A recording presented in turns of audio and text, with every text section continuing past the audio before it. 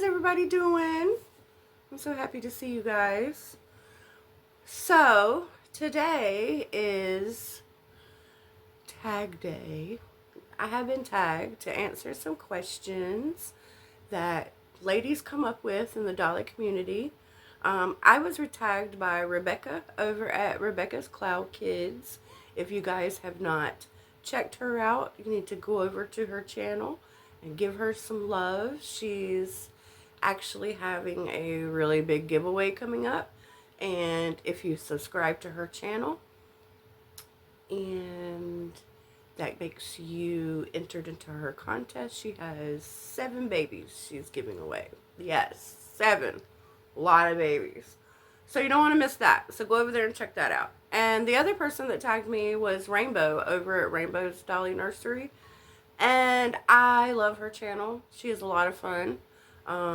If you have not checked her out, go over there and check out her channel and subscribe to her. These two ladies also answer these questions, so you should definitely go out there and check out what they said, what's going on with them. I also want to give, before I get into the questions, a little update on this little shenanigans right here. So I did a video introducing her and showing off her little details. And I asked you guys to give me a middle name for her. And so the name that was given to her, which I'm completely in love with, there was only one suggestion, and actually it was a perfect one, so that was totally fine. Her name is now Dulce Gracia, and I have to give a big thanks to Eileen over at Little Grace Nursery. She is the one who suggested her name, and I appreciate you, Dolly sister. I love this name. Dulce loves her name. Thank you so much. That will always be special to us. Okay, so about these questions. Well, there are 10 of them, and the first one is, what made you collect reborns? Okay, well, I have covered this before, actually in my About Me video, so forgive me if I'm repeating information for those of you who have watched me before. How I started collecting reborns was I wanted something to represent my brother who had passed away. Something tangible that I could hold and love on, and sounds kind of weird, but build a relationship with, to foster the relationship that I'm not able to have with him now. And then after getting this doll, I feel bad talking about him as if, because he's like, I don't know how to explain it, but this guy right here. So after getting this doll, I bonded with him, and I really started healing a lot of trauma that me and my brother experienced as kids. I was really stuck raising my brothers. My mom had a really hard time, like, being a mom. So anyway, it helped me like go through a lot of that with him. And so I thought, well, if that works with my brother, I could probably get a doll that represents me as a child, and take care of myself in a way that I wasn't taken care of as a child, and maybe heal some of that trauma. So in comes this little girl. This is my Maggie sculpt, but she's a replica, and her name is Maddie. And see her little fun dress? Anyway, so, she looks nothing like me, and she looks nothing like how I was as a child. That wasn't the point. I hadn't even, well, I didn't want to wait to sit around and find a baby that looked like me and all this kind of stuff. why that didn't even matter to me is because when I re-weighted them and restuffed them, I put things inside them to represent myself and my brother. And so that's why the outside didn't matter as much to me. Okay, so with those two dolls, I found reborns. And, well, that was it. I mean, honestly, that was all. I got stuck in the downward spiral of loving these babies. I cannot think of now I can't think of, like, being happy without them. So I'm probably going to be doing this, like, I don't know, until I can't anymore. So that's where we are. The second question is do you have other hobbies? Well, yes, I do have other hobbies. In fact, I have so many hobbies that I don't have time and money to really put time into everything that I find beautiful and enjoy doing. The ones that I have been able to spend the most time doing would be crocheting. I make a lot of different things. I've been doing that for years. Like, I actually, it's funny, my grandmother crocheted and I used to make fun of her. And she tried to teach me when I was younger and I didn't have the patience for it. But then when I got older, I really started to appreciate crocheting, and I started watching YouTube videos, and I taught myself how to crochet off of YouTube videos. And then, like, over time, you just get better and better and better. I mean, that's just how it works. Okay, so I also make jewelry, but when I say that, I mean there's multifacets to making jewelry, such as wire work is like a whole thing to learn. Looming is a whole thing to learn. Seed beading is a whole thing to learn. So I've dipped and dabbled in dippled. What word is that? I've dipped and dabbled into many different areas of jewelry making, candle making, adult coloring, if you can call that a hobby. I also used to be, for about 15-16 years, a really avid gamer. But since my granddaughter was born, I just don't really have time to spend on that, or a lot of my hobbies now. So many hobbies, many macrame, sorry, is another one. Many hobbies, not so much time and money to do them, sadly. So the fourth question is, what makes the perfect Saturday night? Would it be going out, or what's the other one? Having friends over, or curling up and watching a movie? Well, I'm mostly a curling up, watching a movie person. Or playing a really, like, if I'm by myself, playing like a little game that's kind of laid back, like Stardew Valley or Minecraft or The Sims, or I don't know, there's several other ones that are really like just slow paced, chill kind of games, you know, when you want to de-stress. Hey baby, my puppy's right here. So I just can't do crowds. That's my main thing. I just can't, like, things that are a lot of people, even though it's so sad because it's a lot of fun, but it gives me anxiety, and I don't have as much fun as I could have, and I'm not as much fun to be around as I could be not in that circumstance. So most everything I do to have fun is more like in nature, going out to the woods, creeks, lakes, you know, all kinds of things like that. Walking, that's what my outside activities are.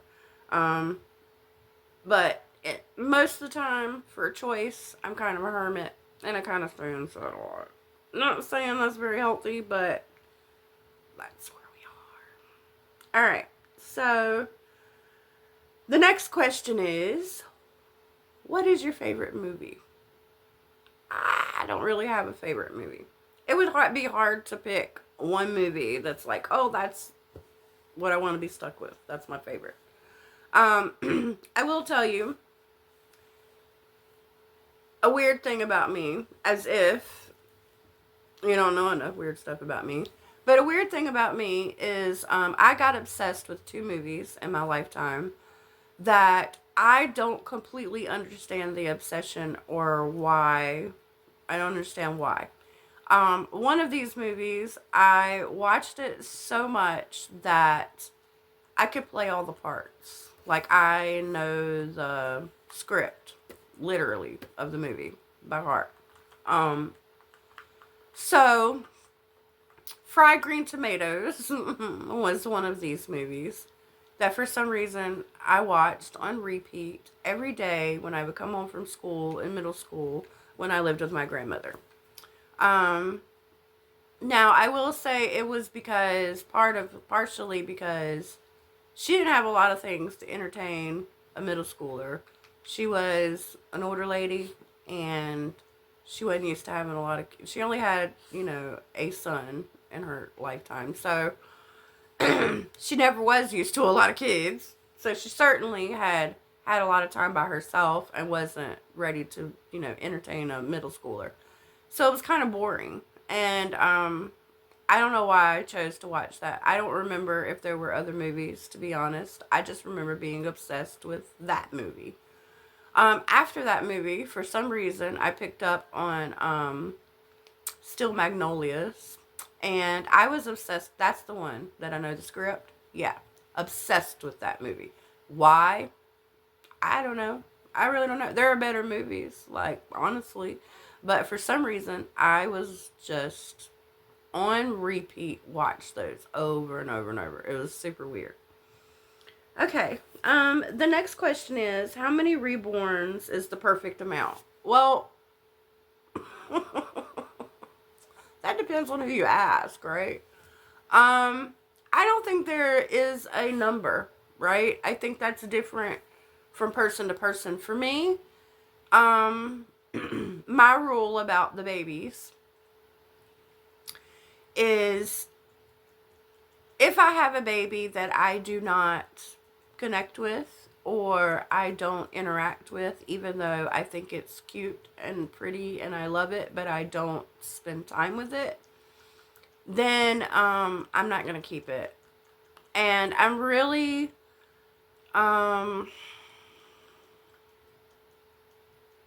choosy about the babies that I adopt.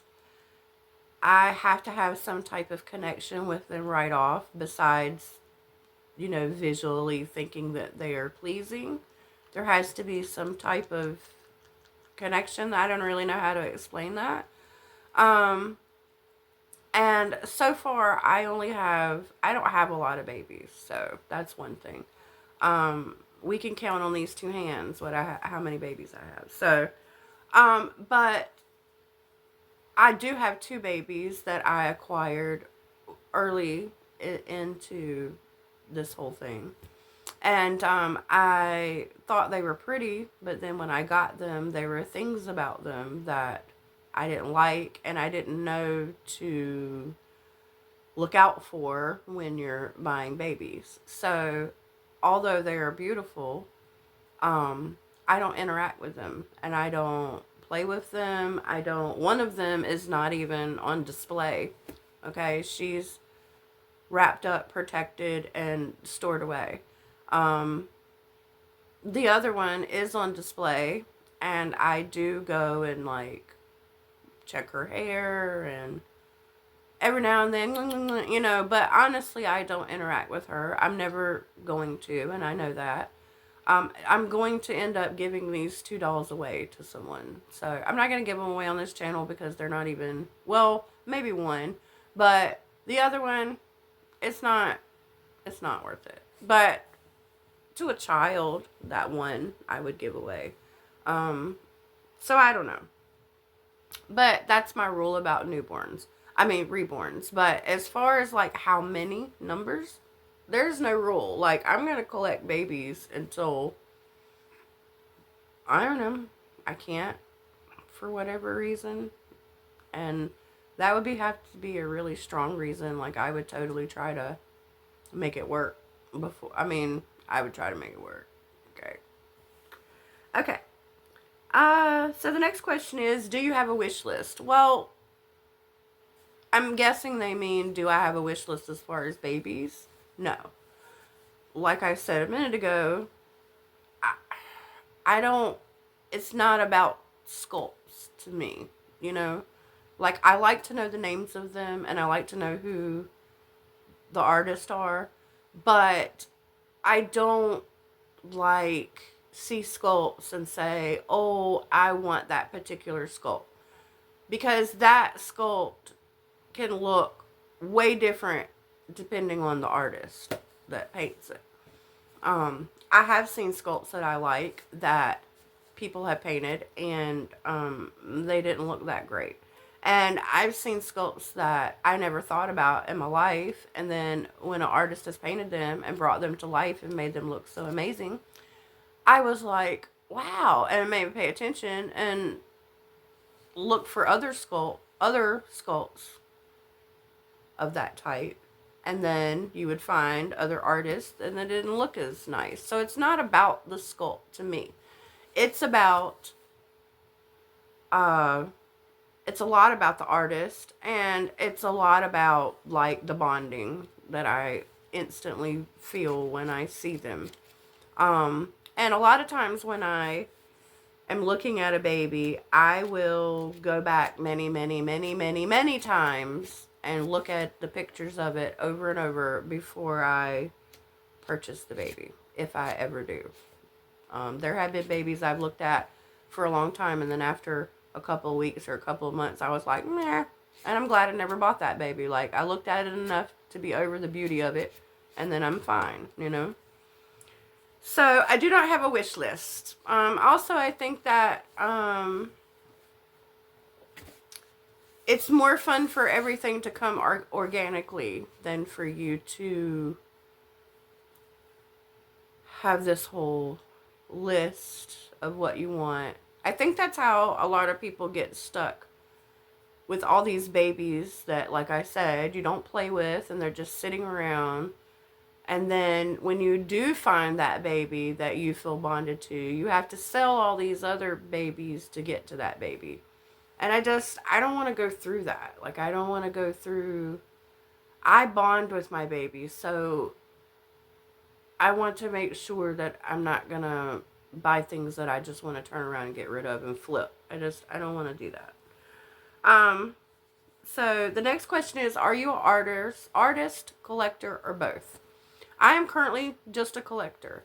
I have never painted a baby. I would love to. I've been watching tutorials. Well, this one person in particular, Eileen over there at Little Grace Nursery. She gives a really thorough tutorial that makes me feel confident in which I could actually do that thing. Now, you know how it is. Sometimes you can watch people do a craft, and then they make it look so easy, and then you go at it yourself and you suck. So, I think what I'm going to do is in a couple of months, because I've pretty much extended myself financially in a lot of things here recently. So, I got babies coming, and I have other projects going on. So probably what's going to happen is I'll say 3 or 4 months from now, I will be getting like a kit that's not very expensive and trying out and seeing how it goes. But if I turn out that I'm not very good at it, I would be perfectly happy as a collector, because not everybody can pick up any type of art and just make it perfect. You know what I mean? It just doesn't work like that. Okay, so the next question is, who is one of your favorite sculptors? Okay, so we just kind of covered this, but when I first started, I really liked Cassie Brace's babies a lot. I seemed to be, for some reason, organically drawn to her, not really knowing sculptor names. And then I would look and I'd be like, how many babies does this lady make? You know, it was her and Ping Lao. I love Ping Lao. Rainbow couldn't have said it best on her question video. Ping Lao has happy babies, like, all the time. Their little fat cheeks and their little happy smiles. Most all her babies are like that. But even when they're not, like, really, really smiling, they're still little chubby cheek babies. Super cute. She also makes more Asian babies than anyone else that I've ever seen, and they are just so adorable. Okay, so that is the end of our questions. I'm going to be tagging other Dolly sisters so that they can answer these questions, and you guys can learn a bit more about them. So, coming up, you guys know, I had told you before that we have 2 babies coming to the nursery, and there actually is a video on Little Grace Nursery channel of the boxing of those babies that are coming this way. So you could go over there and check that out and get a little sneak peek of my babies. Also, I have a surprise coming up, like, in 2 weeks. There's going to be a surprise baby, and he... Ooh. Okay, well, now you know he's a he. He is going to be a little different than my other babies in the nursery, and it's going to be a surprise. So, you're just going to have to keep checking back to see what's going on, you know. That's all I have. I hope you guys are having a great day, whatever time of the day it is for you. And I hope you enjoyed our questions, our answers, and I hope you enjoyed this tag. Say hi, aunties. Hi. This stinkaboo is enjoying her new middle name, by the way. Her name is Dulce Gracia. That's her name. I love her name. It's so cute.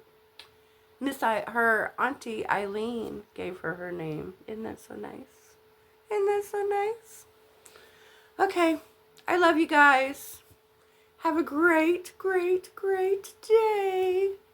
Bye. Welcome to Kinder Kuddles Nursery, where dollies bring company. I'm drowning in sweet baby.